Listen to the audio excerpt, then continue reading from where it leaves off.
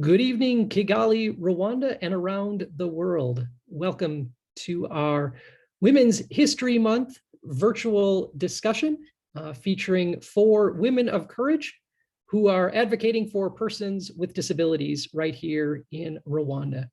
My name's Jeremy. I'm the Acting Public Affairs Officer at the U.S. Embassy. And on behalf of everyone at the Embassy and the entire Public Affairs team, welcome. Thank you so much for joining us. And thank you to our panelists for joining us this evening as well for what should be a great discussion on their perspectives on women's empowerment and the inclusion of persons with disabilities in Rwanda. It is a pleasure now to introduce our moderator and host this evening, Ambassador Peter Vroman. Ambassador, thank you so much for joining us tonight.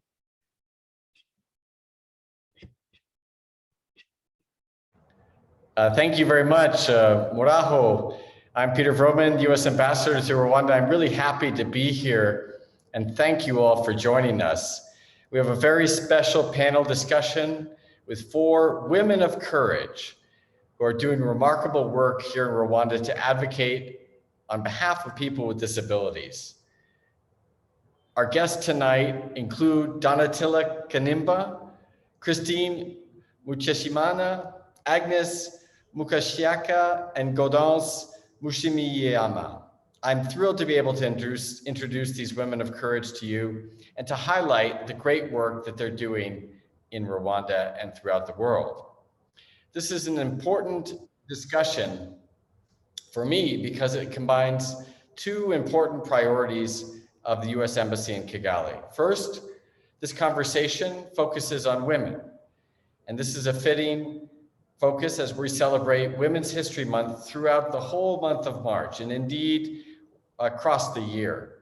And as a key upholder of the he for she, we try to make this part of everything we do all the time, not just in the month of March. But it is Women's History Month, and so we are happy to be able to celebrate this priority and this focus today on women.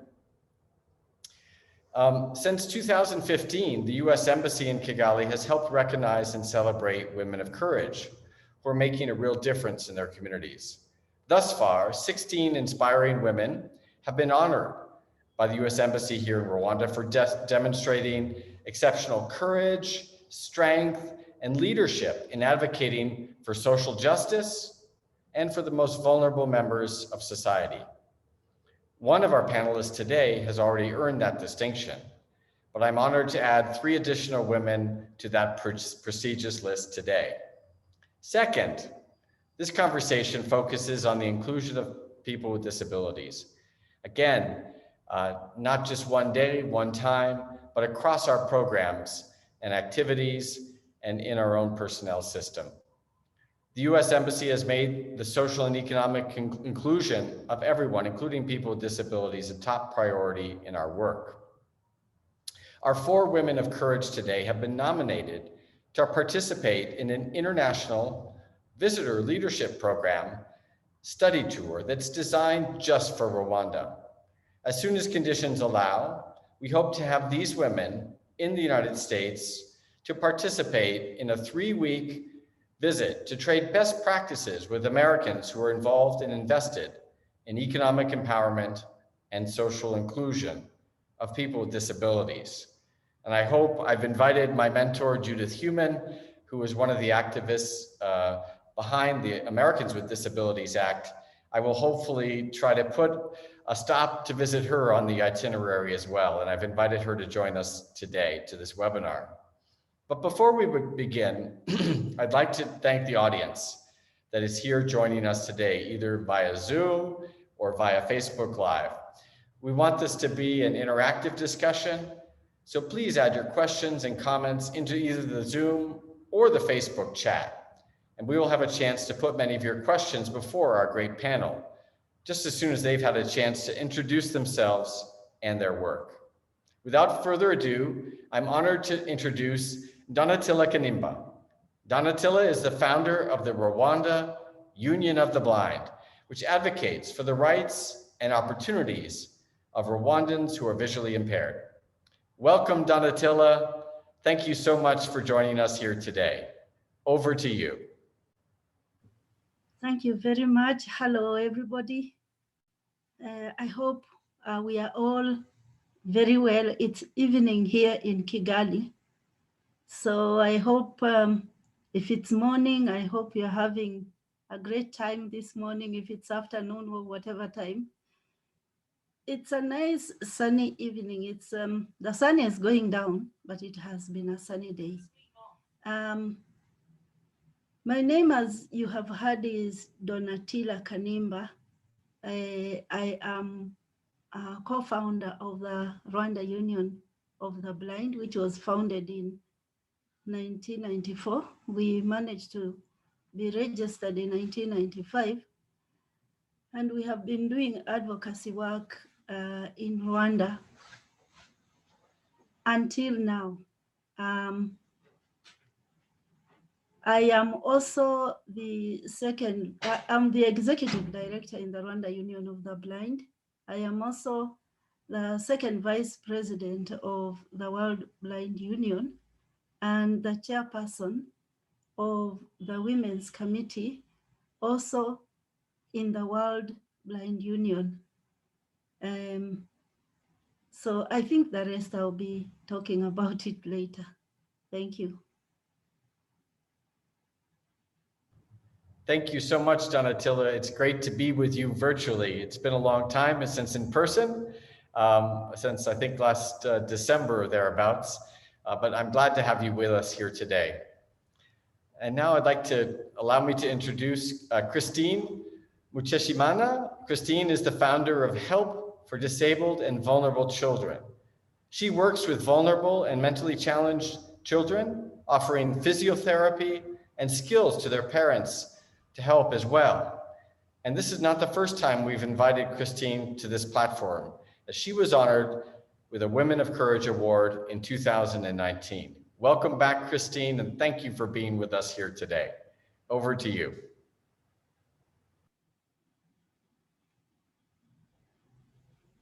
Thank you very much for allowing me this time. First of all, I'm sorry my camera is not working, but I hope you all can hear me. My name is Christine Mucheshimana, and I'm a founder, member of an organization called HDVC, which stands for Self-Help to Disabled and Vulnerable Children. So this center and organization started in 2009, and this was an initiative of me and friends who were also having love of vulnerable children. As a young graduate from University of Rwanda as a physiotherapist, I have had experience from the two centers which were only in Rwanda to help children with disability, which are Gahini and Gatagara centers. And then I had an idea that as a skilled physiotherapist, I can also help the children.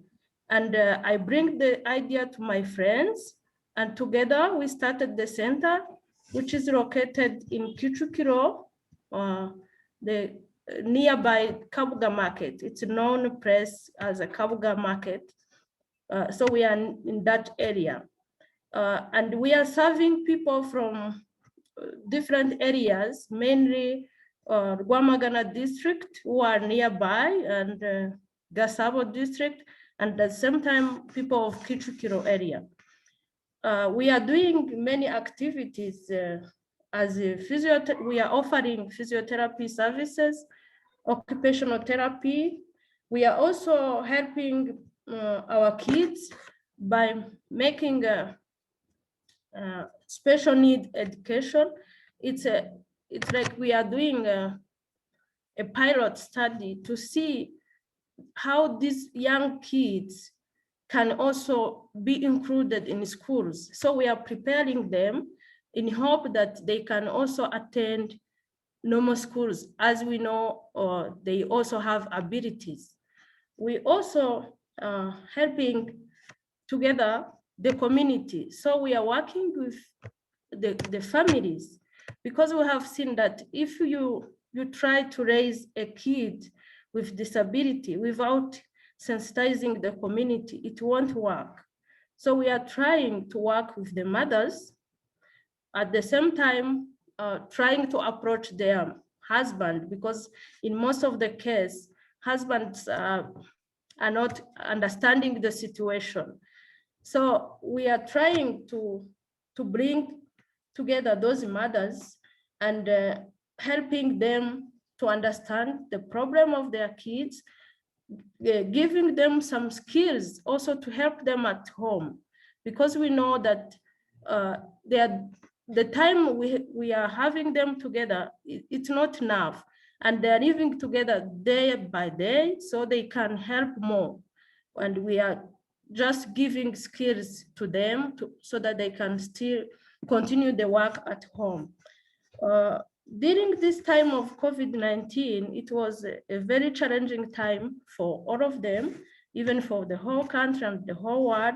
But we have tried to offer them food, because most of them are from vulnerable families. They were starving, but with the help of the government, we advocate for them, and the friends, they also help us to find food.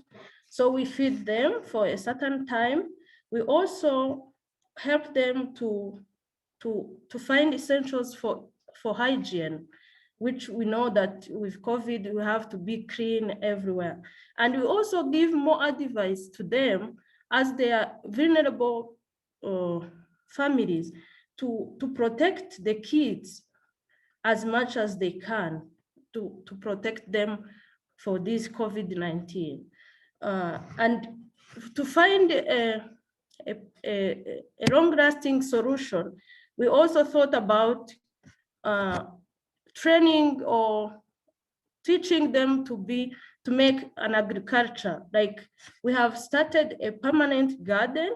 It's a plot that we own, and then we give them, everyone has a piece of land to use as a permanent garden. So they cultivate vegetables, so that they can bring at home to fight malnutrition, and at the same time to work together as a community. So our center is composed of a big number of kids. We are now having more than 140 kids who are coming to our center for asking help or for asking for our services. And most of a big number of our beneficiaries are boys. Researchers have shown that boys are more affected in disability in certain disability than girls. And we are having kids from 3 months to 15 years. But sometimes we also find people of more than 15 years, but we try to advise them to approach other, like TVET kind of schools. And then for some people, it has helped.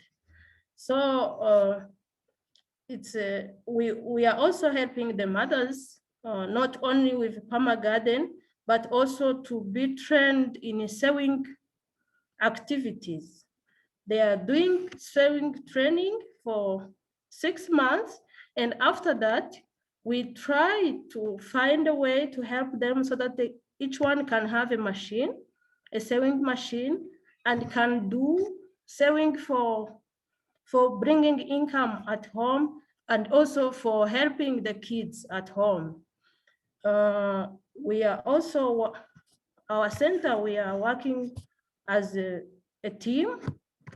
I'm a physiotherapist, we have occupational therapy, we have a psychologist, we also have a teacher for special education.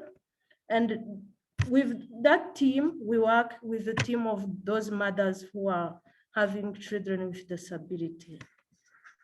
So this is how HDVC is. And we will be happy to hear from the audience. If someone have a question, we will answer. Thank you. Thank you very much, Christine, for your, to remind us of all the work that your organization and that you have done with your partners for people with disabilities. And it spawned a number of questions, but I will hold them until we finish the introductions. And I want to now to introduce Agnes Mukasiaka. Agnes is the founder of Izere Mubyeyi, an organization that advocates for children with disabilities and also provides essential therapy and education. We're honored to have you here with us today, Agnes. Thank you for joining us. You have the floor. Thank you so much, Excellence Ambassador. Thank you for your invitation. My name is Agnes Mukashaka, co-founder and chairperson of the Izere Mubyeyi organization located at Kicukiro district in Kigali town. The Izere Mubyeyi is a no-government organization founded in 2004 on the initiative of 23 parents and friends of children with intellectual disability and learning difficulties. We have 12 employees, mainly teachers and one is physiotherapist. We give services to 124 children and youth in charge of during 2020 and 2021. Our vision is the social integration for the children with disabilities in the society.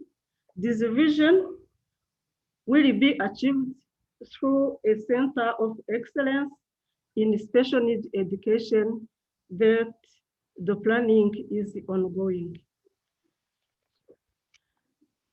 Our main activities is physiotherapy exercises to children requiring them, training parents to do for the children some simple physiotherapy exercises themselves at home. We provide also special needs education as a day center, actually for 45 children. We provide self-reliance of children and youth with disabilities to facilitate their active participation in the community through vocational training like handicraft, music, sports, etc., and so on, according to everyone's talents. Our main activities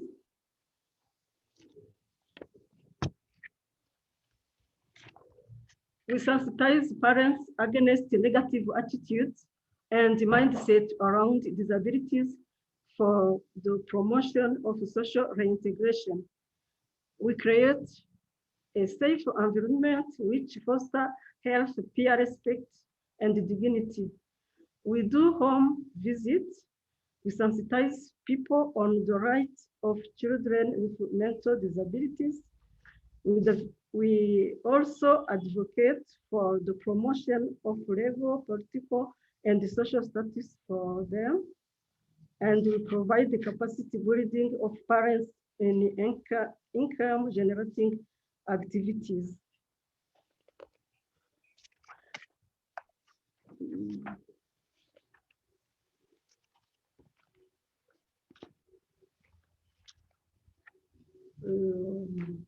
What we do, we have done during the COVID-19 pandemic. From May to June 2020, we reviewed the new curriculum proposed by Ministry of Education. We visited the parents to evaluate the living conditions of the children and youth during the pandemic COVID-19 period. We gave advices how to avoid infections and spreading of COVID-19. While in July, we had done selection of topics for our runners. We visited to parents to evaluate the living conditions of the children and youth in their families. We provided food to children from poor families with the support of National Council of People with Disability and CPD through Kicukiro district.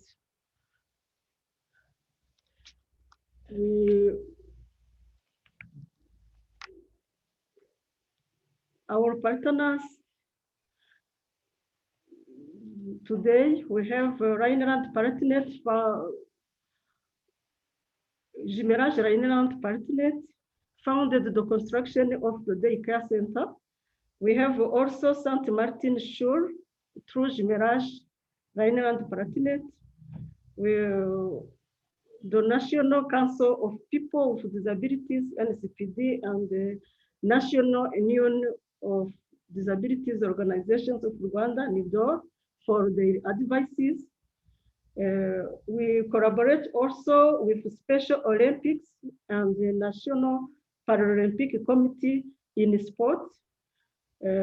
We collaborate also with Collectif Tuakund, which is our umbrella, because Israel Mobile is one of its member. We collaborate also with an organization called Birashoboka Dufatanije, initiated by the artist Tonzi in music, and the University of Rwanda, mainly for internship for their students.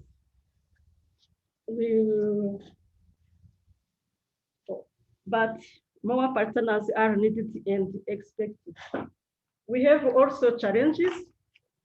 We have insufficient infrastructure. We have a lack of appropriate sports facilities and training equipment, insufficient resources for the hiring of a highly qualified and diversified personnel, or the adequate training of the existing team, no sustainable vocational training for youth who can sustain their lives by learning appropriate professional skills. The psychological coaching of children with intellectual disabilities remains insufficient.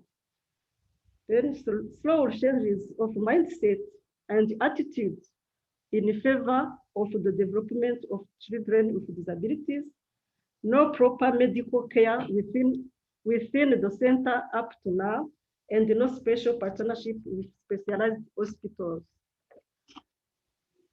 Some encouraging achievements. During the period of COVID-19 pandemic, the Removia organization managed to keep on paying salaries of its personnel despite its limited financial resources. And a girl aged 16, trained by our daycare center, participated in an international sport competition at Abu Dhabi and won a silver medal in boccia game in 2018 in collaboration with Special Olympics.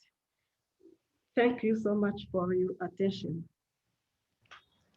Urakozitani, Agnes, thank you so much for that description of what your organization does and some of the accomplishments of the people. I'm keeping a list of some of the themes that you've raised and your colleagues have, but first I want to give one final moment for Gaudence Mushimi-Imana to introduce her organization.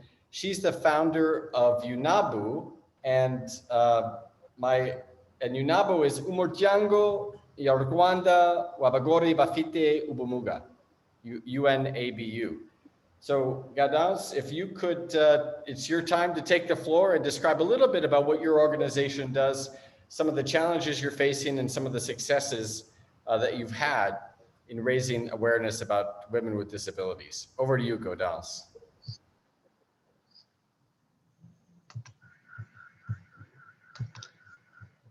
Thank you. Thank you, Honorable Ambassador. My name is Gaudence Mushimiyimana. I'm the co-founder and the executive director of Rwanda Organization of Women with Disabilities, UNABU.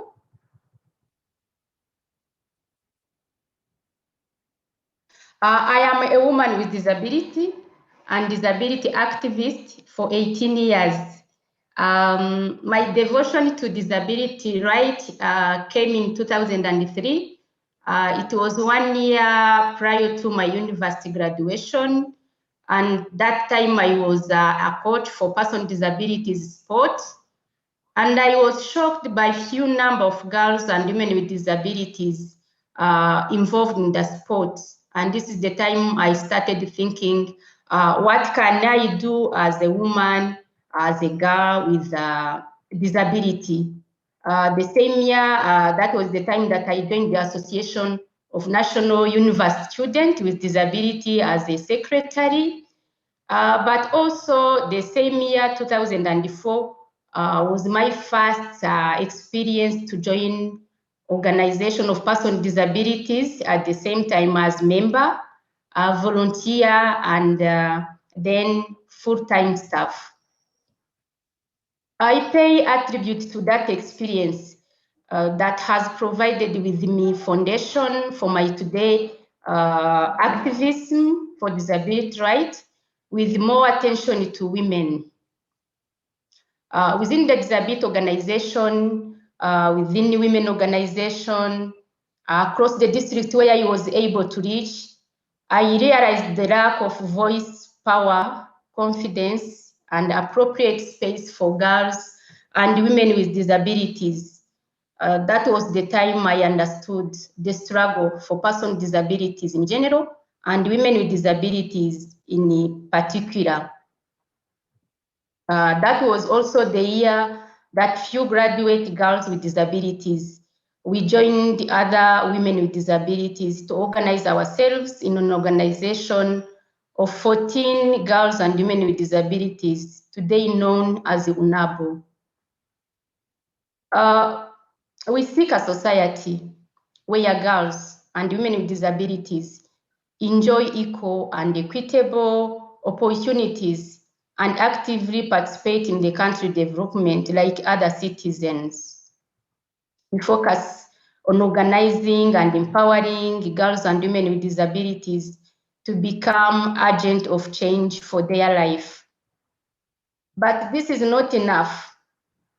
We also aim at creating girls and women with disabilities supporting environment by raising awareness among the communities surrounding girls and women with disabilities, as well as strengthening the capacity of other stakeholders in the disability mainstreaming to ensure girls and women with disabilities are fully included in the society.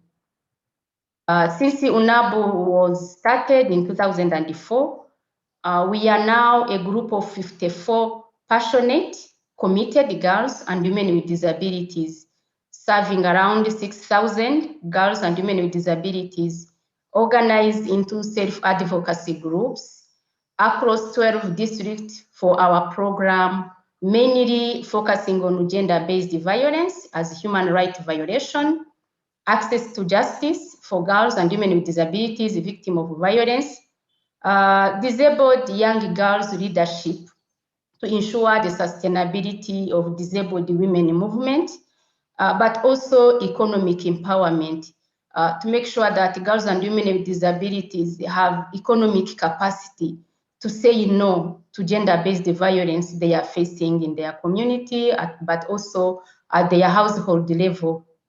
All we do, we tackle double discrimination faced by girls and women with disabilities as a result of intersectionality of gender and disability. Being a woman, being a girl, but also having a disability. We advocate for gender and disability inclusive development, where girls and women with disability can equitably access women empowerment initiative, gender-based violence prevention and response services, including justice when they are victim. My conviction was, and it is still active, and I share the same conviction with all UNAB members, that behind every woman with a disability, there is ability.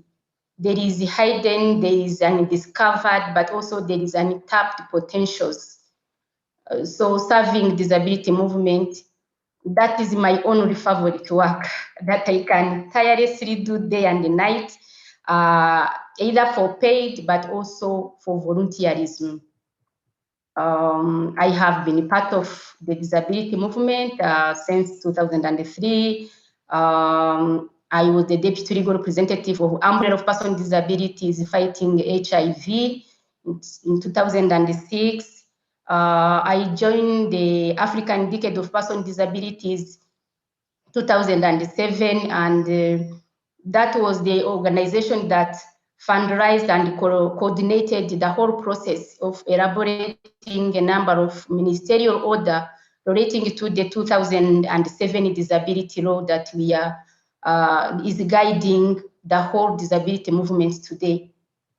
I was also part of National Union of Disability Organization as secretary, but also more recently, in June 2009, I was elected as representative of women with disability from the Africa region at the executive committee of the Commonwealth Disabled People Forum.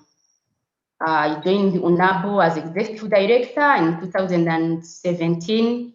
That was the time I decided to resign from my work from international organization to concentrate all my time on my devotion for disability. During the COVID-19 pandemic, sometimes I miss the word when I look back to the first total lockdown in Rwanda, because it emotionally affected me for the first 2 days. I was totally disconnected with the community that we serve, and that was my primary concern. I was not sure they were getting information about the pandemic, but also I worried about the gender-based violence experience while staying home. As an organization, we quickly conducted for our first time phone call-based quick assessment to understand and document their experience. And one of the girls that I reached to for the first call reported the fear of violence because her house was isolated from other houses. While she lived alone, and of course, movement in and around was limited, it was a difficult moment to manage, where we ensured regular calls to some girls and women with disabilities already known as a victim of violence, to ensure psychosocial support and referral to services and other support. We managed to fundraise to support 700 families of girls and women with disabilities for foodstuff and hygienic materials, but also to bridge the gap of ICT skills and appliances. We also managed to fundraise for distributing 213 smartphones to ensure that our volunteers from the community, either we are home or not, they are able to connect to us, but also can access training materials, can access other support to continue supporting girls and women with disabilities in their communities. Thank you. Thank you very much, Gaudence, and for describing all the work that you've done and for highlighting a theme or an issue. Women with disabilities are disproportionately affected by gender-based violence, among other things, and obviously other themes of access to justice, to healthcare, education, and job opportunities are areas where people with disabilities generally, and women as well, perhaps more particularly, can face discrimination and lack of opportunity. I think all the audience will agree that all four of you are women of courage and have demonstrated your commitment, both in terms of being leaders in your particular part of society, both here in Rwanda and globally, and dedicated your time and energy to helping other people.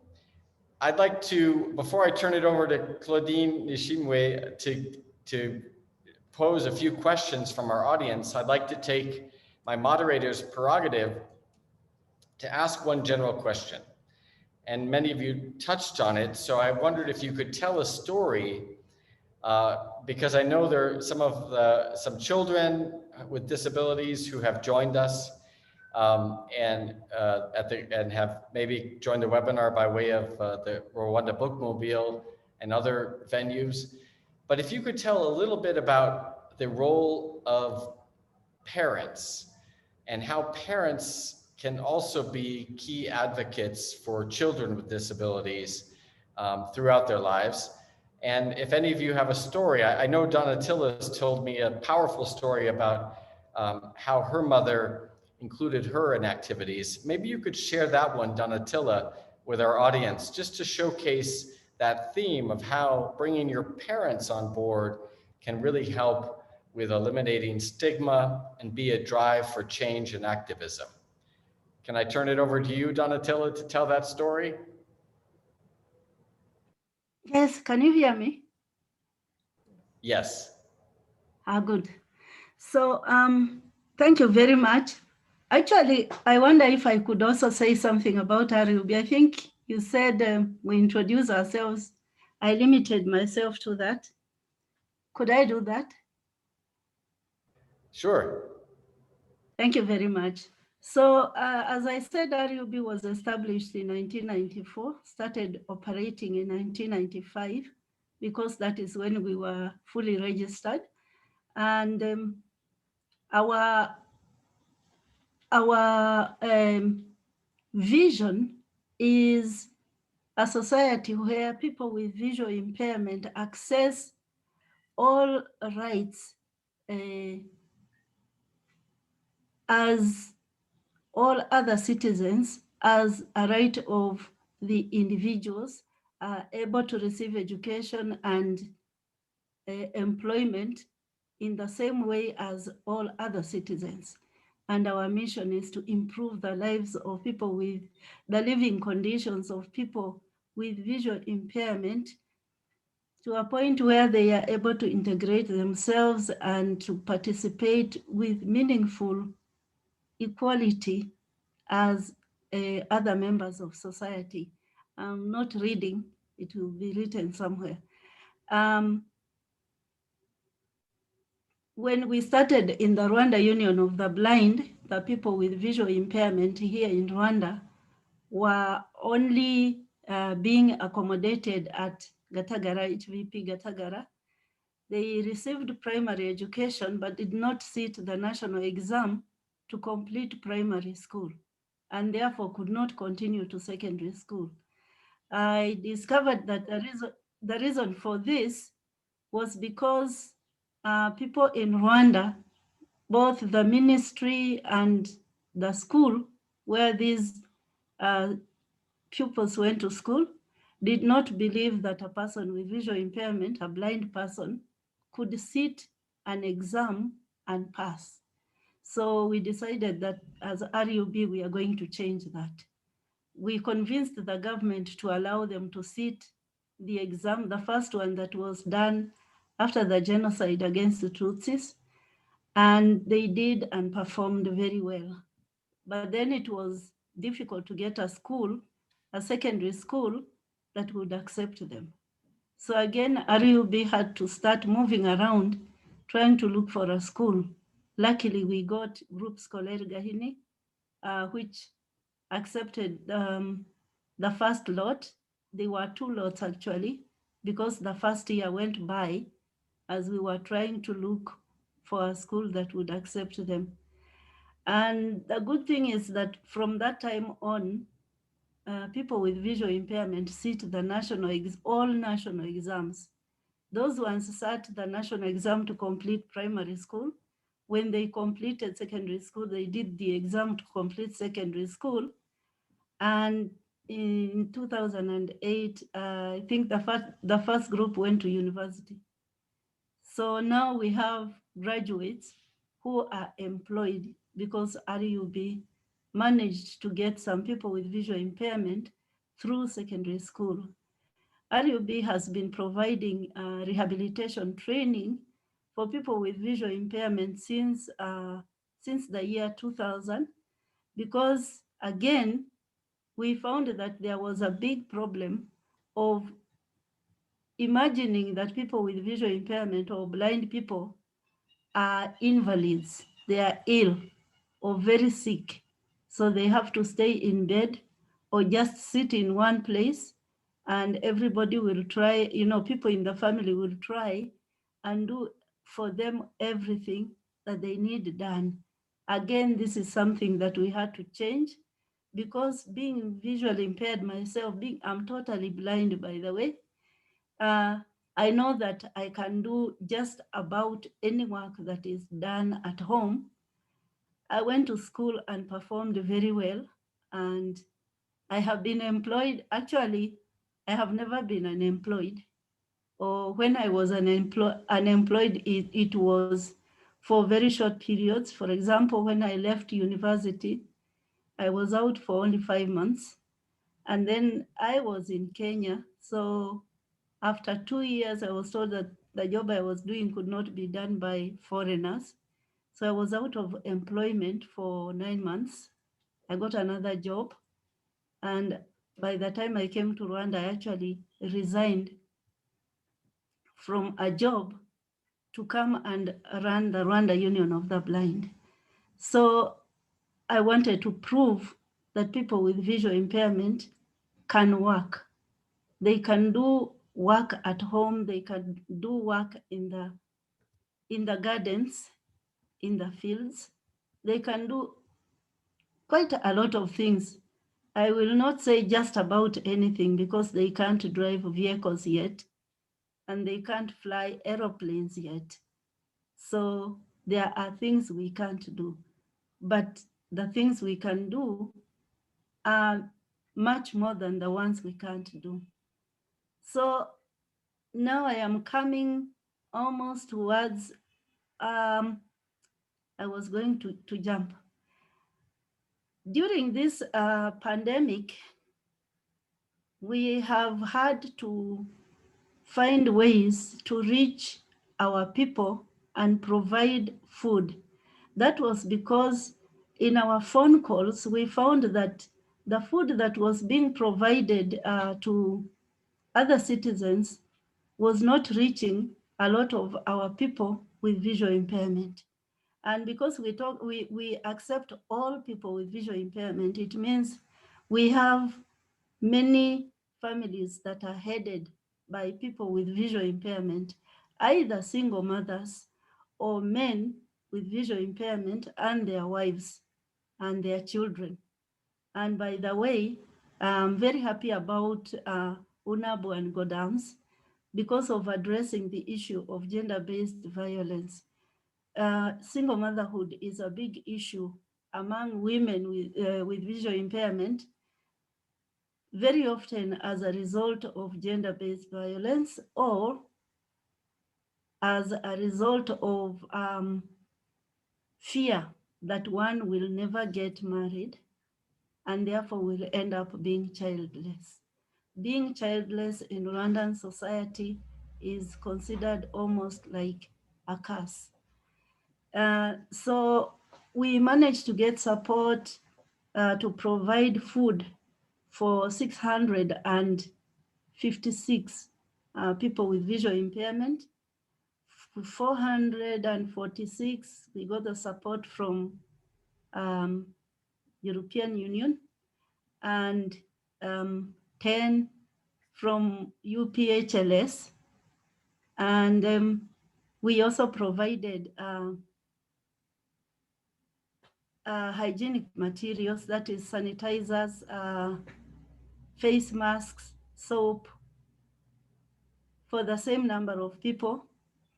And we got support also from EU to pass messages through TV, radio to our members, but we kept calling them, just as they also kept calling us by phone to find out any new information. They still call us. Very often, many of them do not get the information on radio if they have missed the news. Many of them do not have TVs, so they find RUB to be the source of information. Now, when it comes to the question that was asked about the importance of the family, in RUB, we had to include a topic we call family member training. The reason for this was because when people have undergone rehabilitation or they have received the training that we call training in activities of daily living, that is independent living skills training, once they have got it, they become independent. When they become independent, members of their families think they are becoming difficult because they no longer want to stay in bed, or they don't want to sit down in one place and stay there. And members of the family will be thinking that you have to keep holding the blind person or following them wherever they are going in case they hurt themselves. And sometimes discouraging them from doing anything because they will tell them that other people can do it better or faster than you, so let the others do it. So we had to provide this training to get people to understand that it is the right of every individual in the family to participate in family and community life, to feel that they are one with everybody in the community and in the family, and to feel useful. What His Excellency the Ambassador is talking about is something that happened to me when I was little. I lost my sight at the age of 5. So, and my parents were just fresh refugees. They had just kind of like just arrived in Burundi as refugees. And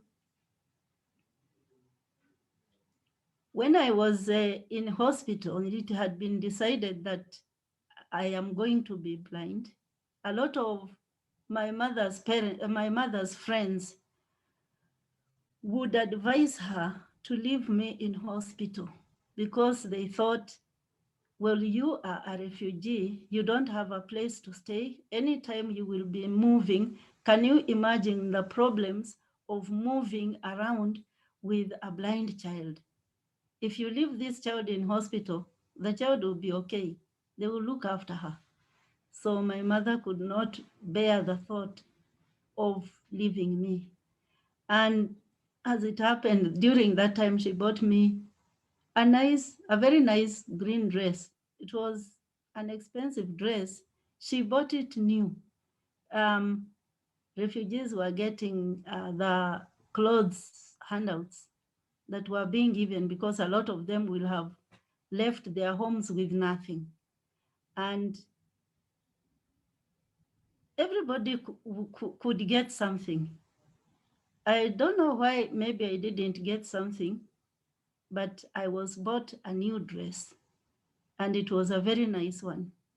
And again, the neighbors thought it was very strange that my mother should buy this expensive dress, and instead of giving it to one of my sisters, she gives it to the blind one, because they thought, why do you give her that dress? She goes nowhere. She can't even see that she is looking nice in that dress. You should just take it and give it to another child and then give her any other dress.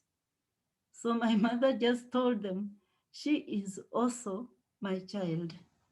So if I give away her dress, what will she wear? Why should she not wear a nice dress?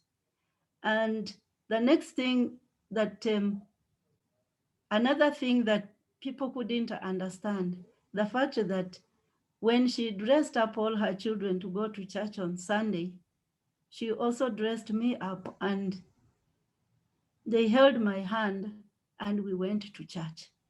And they thought that was just giving herself too much work. Why can't she just leave me in bed and let those who are able to walk unaided go to church? And my mother would still say, if I leave her behind, she will be sad. I'm going to church with my children. She is one of them. So that encouraged me to continue thinking that it's everybody else that thinks I am not good enough. If my mother thinks I'm good enough, then I am good enough.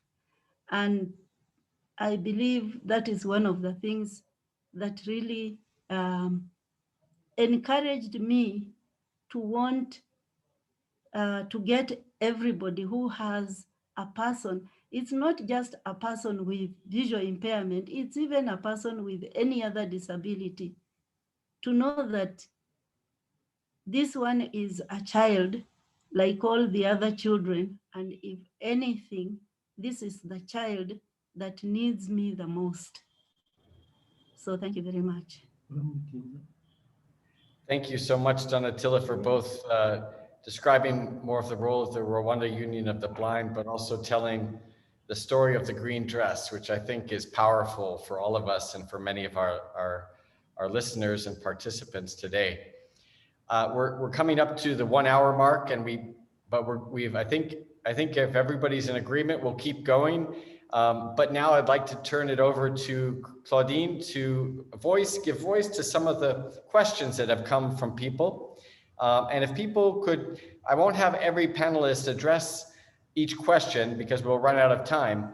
But if everybody could give a short answer to the question, if there is a possible short answer to the questions that Claudine has collected from our audience. Over to you, Claudine.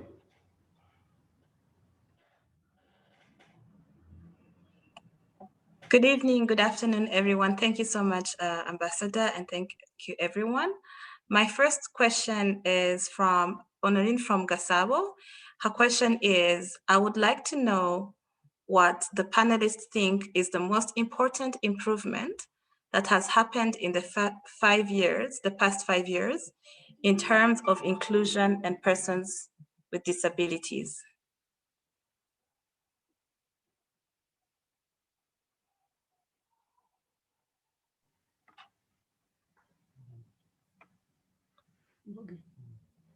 Yes, maybe I can say something about that. I'm sure each of us could say something. But the first thing that I noticed in the past 5 years, and maybe even a little bit beyond that, is the fact that our government has really warmed up towards mainstreaming disability and inclusion of persons with disability in all government programs. It has not happened yet, don't misunderstand me, but the government is thinking about it and talking about it. So as long as the government is talking about it and thinking about it, then we know that we can bring our efforts together and direct the way we feel things ought to be. And we can be sure that then it will happen. By the way, the African Protocol on Disability is one proof that our government is really in with us and trying to mainstream disability into government programs, because the government of Rwanda really had a hand in developing the African Protocol on Disability and getting it ratified. Thank you.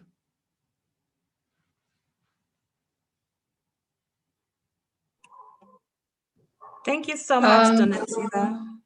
Oh, yes, please go ahead. In addition to that, I can say that inclusion it's a process. It's not something that we can wake up and you see everything is done. Yes, Donatilla mentioned about policy and the laws, but also we recognize increased awareness among the community, but also among the donors like the US Embassy. This is also part of the inclusion, having donors recognizing disability inclusion, having inclusive policy. That is also something that we appreciate within the 5 years. But also we can see how the disability movement is organized. We have been organizing ourselves. We have a different group of person with disabilities standing on their right. We have deaf blind. We have people with the albinism. This is also important to bring the issues of inclusion, the issue affecting person with disabilities on the table for inclusion. And I can also appreciate that funding for inclusion, funding for specific program for person with disabilities also have increased as of today. Thank you. Great answers from Gaudence and Donatilla. I have another question specifically for Agnes, actually, and I see that you're ready to speak. Ambassador, the question comes from Enata, and her question is, Agnes, what is the community uptake level of your program?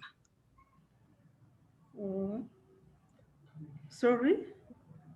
What is the community uptake level of your program? In other words, how big is your reach? How far do you go? You'd mentioned that you're in Kichukiro district, but how far do you go into the community?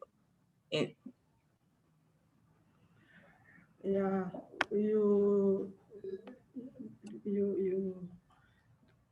that is the location of the center or the organization. It is located at District Kicukiro, Kanombe sector, Karama cell in Usanza, precisely. Then I can add for the first question, to add for the inclusion. For people, for children with intellectual disabilities, their inclusion is a problem. It is difficult, but they can be increased.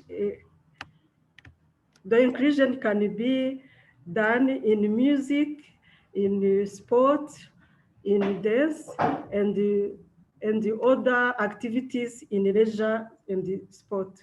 Thank you. Thank you so much, Agnes, for your question. I have a very good question coming from Elizabeth Ndinda from our Facebook Live. Ambassador, the question says, what can a person without disability do in support of your organization? What kind of support can the general public offer to your organization? To the embassy? No, to the organizations present and those current in the country advocating for people with disabilities. Well, I think we could put on the Facebook the names of the organization, their contact information, because one of my priorities is what I've heard all of our Women of Courage say today, which is jobs, education, equal opportunity. And so what does that mean in reality? It means finding, realizing that people who may have a disability also have abilities, that they can't just be at the margins of society. It means recruiting more actively, working with these Women of Courage and their organizations to look for job opportunities. Donatilla has been lucky and has not been unemployed for most of her life, but a lot of women with disabilities are, or at least underemployed. And so I would encourage our audience to reach out to our organizations, think of ways. It could be internships, it could be job shadowing, It could be any number of opportunities. It could be food support during this time of COVID, which many of our panelists have mentioned. Lots of ways to be of assistance, to volunteer. One of our colleagues or panelists who, not panelists, but participants, Shannon from the Rwanda Bookmobile has offered radios for blind children. So there's a lot of different ways that people can contribute. And maybe if any of, maybe Gaudence or Christine, if you want to add an element about how you think our audience could help your organization. And certainly if you're willing to share the information about your contact information, we can help create linkages.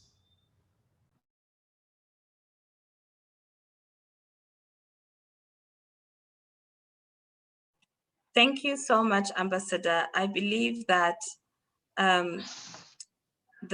we can absolutely share information, with your permission, of course, to the amazing women of courage present on our Facebook page, as well as in other networks present. I have another question here from Ruth in Rwanda from our Facebook page as well.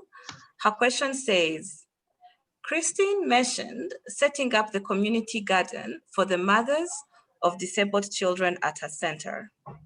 This reminds me that Wangari Maathai founded the Green Belt movement in Kenya in the 1980s, employing women and people with disabilities in the villages to tend to the trees and harvest the fruits. Do you think that a community movement like this could work in Rwanda? And if so, how could the land be made available in each umudugudu for a self-help movement like this?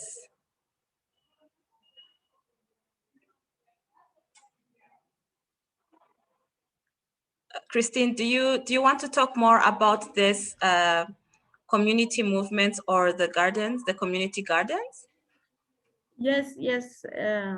Thank you very much. And I thank also my colleague, Ruth. She's a volunteer. She's working with us, and she's the one who brings the idea of community garden.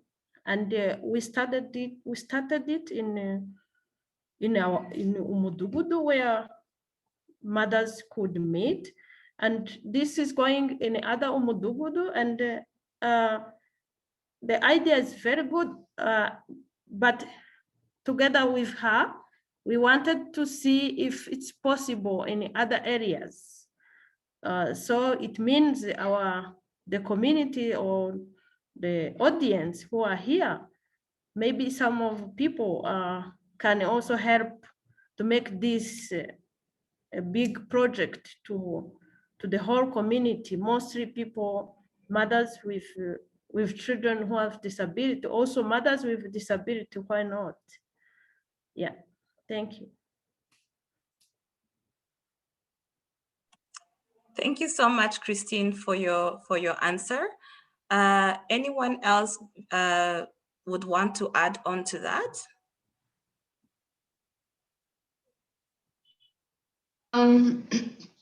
Hello, Claudine. Yes, Badance, go ahead. Yeah, I just wanted to add on what the community, what other people, the audience here can support in terms of promoting inclusion of persons with disabilities. I would like to invite each and everyone, member of the audience, to join our effort and champion changes around intersectionality of gender and disability by ensuring that girls and women with disability are empowered and their voice represented and heard everywhere in your programs, in your speeches, even in your businesses. Raise awareness around the issues affecting persons with disabilities, raise awareness around the issues affecting girls and women with disabilities. But also for this time of COVID-19 and even for the post-COVID situation, particular support and financing to small group of women with disabilities and their organization is also critical to sustain our work, our organization, and therefore the impact and the change we want to achieve to ensure that girls and women with disabilities, persons with disabilities, fully enjoy their human rights. Thank you. Thank you so much, Gaudence, for your contribution. Ambassador, I kick it back to you from the audience. Thank you so much for giving me time to read from our comments and questions from our Facebook Live as well as the Zoom. Yes, indeed. Thank you very much for the very engaged audience questions for our distinguished panelists. And really this possibility of creating a network. One of the things, as Gaudence just said, is to sort of awaken yourself to look for those abilities that our colleagues in many parts of the society, people have disabilities of different sorts, but people have abilities as well. And I think that's important.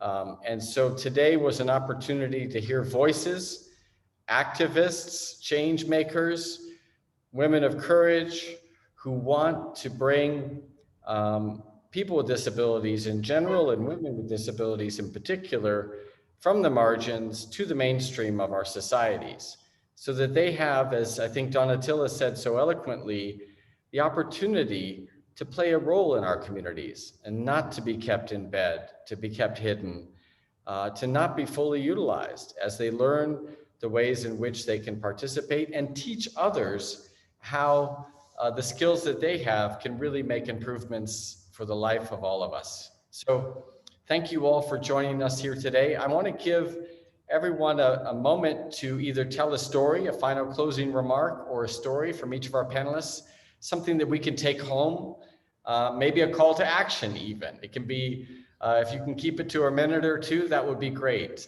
So I want to give each of our panelists that opportunity if we have time. So why don't we turn it over to Agnes, if she would like, for a couple of final words of wisdom to close out our evening, and then I'll give each of our panelists that opportunity as well. Over to you, Agnes.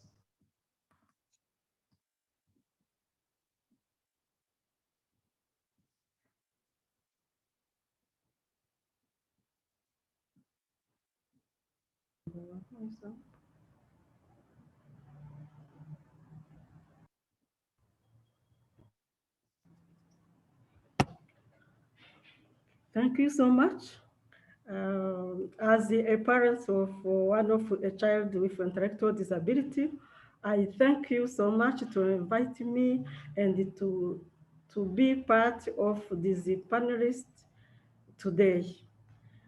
And I hope your support from you and other advocacy from children with disabilities, and especially with intellectual disabilities, because it is the one of category of disabilities which is not increased in other children or in schools. Thank you so much. Thank you, Agnes, for that and for focusing, in a year when 3.5 million children here in Rwanda didn't have much in the way of schooling. Certainly that has another disproportionate impact on children with intellectual disabilities as well. So thank you for raising your awareness and your passion for that part of our community. Christine, I want to turn it over to you for your closing comments or calls to action. Thank you very much, Ambassador. And this was really a good time for us. And of course, I can't go without raising that we still have challenges. Like for us, we are still working in a rented house. So of course, our organization is still need help to have our own place of working. And also when I come back to the community garden, as we have done done it and we have seen that it's effective. We would also like to call upon people who can support the idea so that it can also go to others, even all of our members or beneficiaries can have this perma garden in every umudugudu. I also have something to raise about, as Agnes is saying, this area of mental disabilities. Of course, the government is doing a good work to help, because so far the University of Rwanda is having a department for special needs education, which is good to help people with mental disability by giving education, special need education. But of course, most of our organizations are not able to afford paying those people, those teachers. It's also still a challenge, and we are calling upon people of good heart, people who can help, so that we can still help these kids, we can still help the community. Thank you very much. Thank you, Christine. And indeed, as we've restructured some of our USAID supported education programs and early childhood development programs, we're trying to mainstream disability inclusion and resources to be able to make the appropriate accommodations. But obviously that's probably still insufficient, so your call to action is very important. Donatilla, I would like to give it back to you for your final words and calls to action.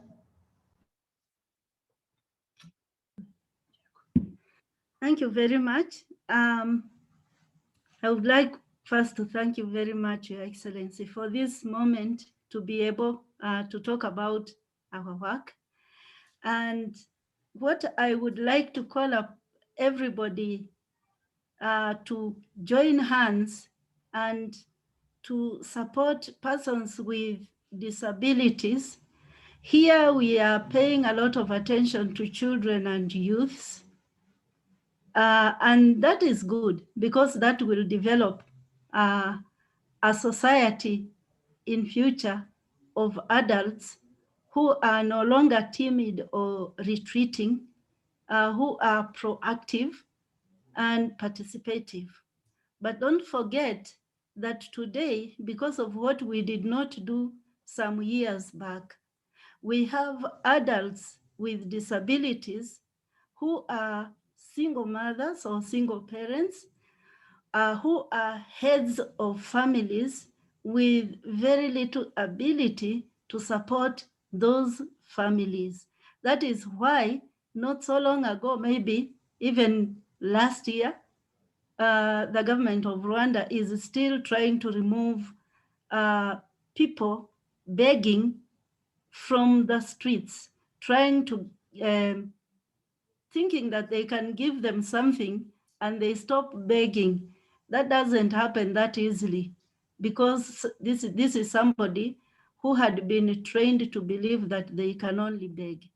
So I would like that everybody supports even those older ones who still need some support to see some value in themselves and try to do something. Thank you. Thank you very much, Donatilla. That's a powerful call to action. It's a challenging one, but I know that Women of Courage and their supporters don't shy away from it. So I think that merits further discussion. All of these topics do, but I've as you see me taking notes on various items and issues that you all put out into the webinar. I think we should follow up on that. That's a real challenge and an important one. So now, final words from Gaudence before we close our webinar today. Over to you, Gaudence. Thank you, Ambassador. Allow me to call upon the audience to stand with me, and we agree that behind the disability that we are seeing, there is abilities that we need to build on to empower persons with disabilities. But also having in mind that sometimes we confuse disability and ability. Disability is not itself an issue. The problem is the barriers that persons with disabilities are facing in our community, the attitude in our institution. So I invite each and everyone to break out the barriers that persons with disabilities are facing in communication, in adapting to our program, in joining the school, in getting included in employment, because education, employment should be everything for persons with disabilities. It opens new doors for persons with disability to fully participate in the community. So the other thing that I would like the audience to take care of is supporting a person with disabilities to access assistive devices. We may have a good program aiming at including a person with disabilities, but for some person with disabilities, they need prior assistive devices to make sure that they can fully participate in our program, in our initiative.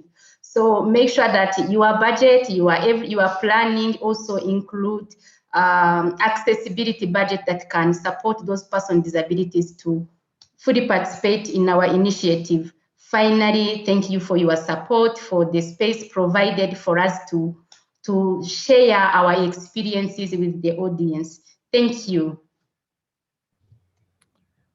Thank you very much, Gaudence, and all of our women of courage, old and new, in terms of 2019 and now 2021.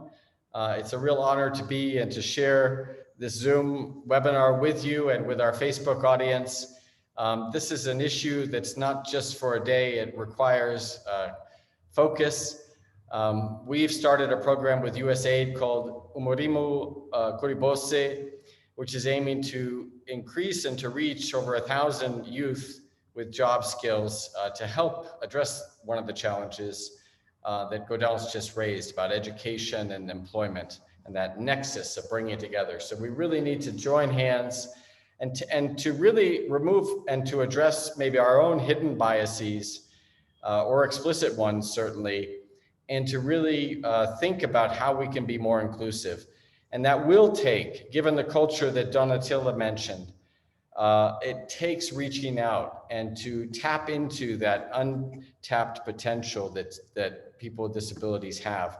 And all of you, women of courage, you are showing the way through your work, through your cooperation, through your volunteering, through your activism, on how we and others can help in that effort. So thank you very much. Ijoro Jisa Nahbutaha. Thank you.